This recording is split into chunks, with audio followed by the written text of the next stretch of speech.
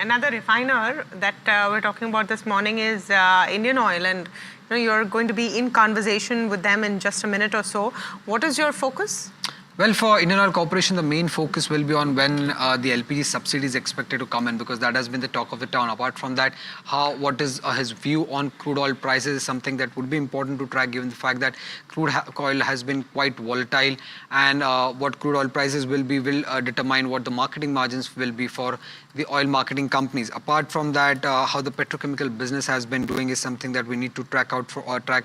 And IOCL also is one of the largest city gas, also has the largest city gas distribution areas under his belt. So how is the performance of the city gas business doing going forward will be important to track. But mainly the LPG conversation will be something that will be important to track. Also for IOCL, if you look at, it is the largest oil marketing company in India with a market share of around 47%. It has the largest retail outlet. It is the largest refining capacity of around 8.7 MTPA, and it has commissioned around 15 MTPA, which is the most complex PSU refinery present in India at this moment of time, and also has presence in pipeline and other petrochemical businesses as well. So a lot of important topics that we need to discuss with IOCL chairman. And moving on and starting this conversation, in fact, I'm now joined by A.S. Sahane, the chairman of Indian Oil Corporation.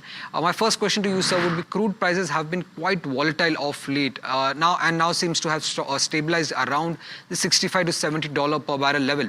Now, assuming no such extraordinary event happens globally, do you see crude prices to remain in this range for the rest of the financial year as well?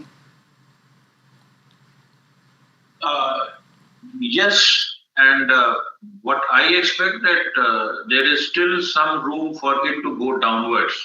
What I see is very much near to 65 plus minus $1 or $2 is the right place where we will be comfortable. We will be very happy about it. And there is oversupply in the system today. And there is also a view that there is much more supply which is still expected to come on the market. So this is the right place where we are today, 65 to 70. But my expectation is that it might go a couple of notches down from here. And so if you could also tell us, what is the crude sourcing mix right now for the industry and for Indian Oil Corporation as well? How much are you getting from Middle East? How much are you getting from Russia? On industry basis, Russia is around 30-35% on industry basis, because not many people are getting from Russia. From Indian Oil side, I'll say Russia is around 20, 22%, 24%, in that range. It is moving around month-wise. And other sources, as you are aware that today we are very variety of sources we are taking up. So all in all, we are sourcing crude today from 39 to 40 countries and from different geographies. So today, almost 40% is, you can say, overall India, overall industry is dependent on crude that is coming from Middle East, and 60% which is coming from other than Middle East. So that is the break that is happening right now in Indian industry. Right. And if you look at what is Indian Oil Corporation's plan here going forward, are they looking to increase crude sourcing from Russia, or you are comfortable with the current levels? Actually, we are not going by geographies. We are going by commerce. We are going by whatever crude is giving me much more and more delta. That is the only criteria. In that criteria, if Russia falls, if Russian crude falls, that is okay, because with crude prices hovering at around 65, 70 or in these ranges, that added advantage, a very specific advantage of crude sourcing from one particular area, that is Russia for this matter, that is not there. It is a purely commercial decision that our refineries have to take, and they are taking day in and day out, which is going to give me the better delta, which is going to give me a better GRM. That is the only way we are going forward. But yes, we are open to more and more Russian crude. We are open to more and more crudes from the Western Hemisphere. And we are more and more open to crudes from newer sources also, because that gives me better energy security paradigm. Also, speaking about the refining business first, sir, you are India's largest refiner and gross refining margins have been favorable in the first quarter. Which product margins are the highest and how are you seeing the refining margins to pan out for the rest of the financial year?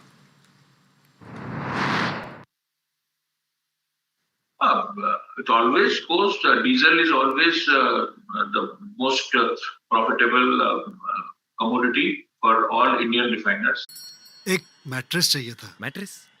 कौन सा mattress? Foam mattress, grid mattress, coil mattress, Ninja mattress, mix mattress, चीज mattress, घी mattress, तीखा मीठा चटपटा गर्मा गर्म mattress. Dosa नहीं, mattress चाहिए।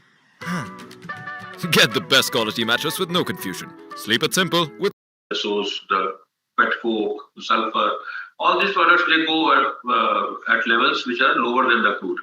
And aviation fuel, diesel, and MS, that is petrol, they go beyond that. So it is a mixed bag as always. Last year we ended up at around $4.8 to the barrel GRM. This year, this quarter, it is because the quarter has ended and we have not yet declared the results, so it is not fair on my part to give you any figure on that. It will not prudent on my part.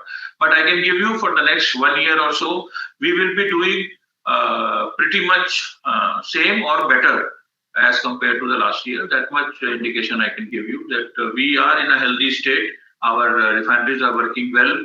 Our supply chains are responding pretty well to the challenges, and we are on a journey of increasing our efficiencies and improving our performances on the physical side. And with the present regime, present conditions continuing, we will be in a much better place. Right, and LPG compensation is something that has been the talk of the town of late. For the last 6 months, the government has been saying about reimbursing the same, but nothing has come so far on that front. Even excise duty has been hiked by around 2 rupees per litre to compensate for the oil marketing companies. So when do you expect at least a part of the amount to come in? Has the government given any timeline regarding the same? I am very confident that very soon it will come, and this quarter is like this quarter, the new quarter that we are starting. In this quarter, we will certainly get a significant portion of it. Right, sir. Now, if you look at, given the LPG price hike and lower international prices, by how much do you see the LPG losses to come down in FY26? In FY25, this number was around 18,000 crore, right? 18,900 crore, right? It was 19,000 approximately for Indian Oil, and for the industry it was around 40,000 crores. This year also it will come down. The indications are that because LPG prices in the international market yesterday it was operating at 357 or something, so they are cooling down. So that will certainly bring down the under recoveries, but whatever may be, it will be an under recovery going forward. It is not going to be 0-0 sum game or a positive buffer. So it will be certainly there, but let us clean the slate first for the last financial year, and then maybe we can start talking about the present year also. And we will assess every quarter what is the situation here. Yes, but under recoveries are there and they are significant. Although not at that level at which it were there in the last quarter, but yes, they are negative.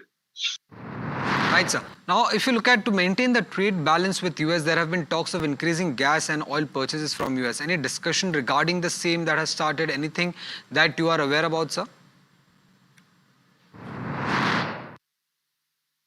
Actually, it is never a geography-specific decision, as I told earlier. It is not a geography-specific decision. It is a decision based on economics only. But yes, if we get an economically viable offer, which we are in negotiations, which we are very hopeful of getting, that now if the LNG that I am getting from, say, on a Henry Hub basis from the US markets, if it is competitive as compared to what I am getting from Middle East, we are open for it, and we are already doing some of the trades on this basis. Regarding LPG, most of the LPG from the US was going to China as of now, but because of these trade things, there is a possibility that now that LPG from US might find a home in Southeast Asian countries, including India and Far East countries also, other than China. So there is a situation wherein LPG will start coming to India. There is a situation wherein LNG which is already coming to a certain level, to a certain extent, that might get increased. And there is a situation wherein crude, the WTI and other crudes from US shores might travel to Indian shores if they are found competitive. Because it is not the direction that you have to buy from US. That kind of direction nobody has given to us, or neither have we taken this kind of a philosophical decision. It is all commercial, but yes, they are willing to bring a better commercial deal to us, and we are willing to accept those deals going forward. Right, sir. And if you look at IOCL, along with its joint ventures, one of the largest city gas distribution player in the country. Of the total city gas areas that are under your belt, how many of them have turned profitable? And the recent reduction in APM gas allocation, how is that affecting your profit projections going forward? For city gas distribution, we have around 27 odd GAs on our own and around 24 odd GAs in our JVs. So all in all, around 40-50 JVs, 40-50 companies which are operating in GAs. So these, my JVs are already EBITDA positive.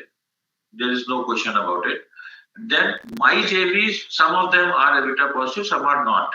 But we are very confident, and we have plans in place, and we have a very good foresight of where we'll stand by the end of this quarter, by the end of this year. So by the end of this year, financial year, all my CGD GAs will be EBITDA positive. That is the outlook that we can give you. And lastly, sir, the petrochemical business now was loss-making last year on the EBIT front. Have margins improved from there on? And what are your future plans when it comes to the petrochemical segment over?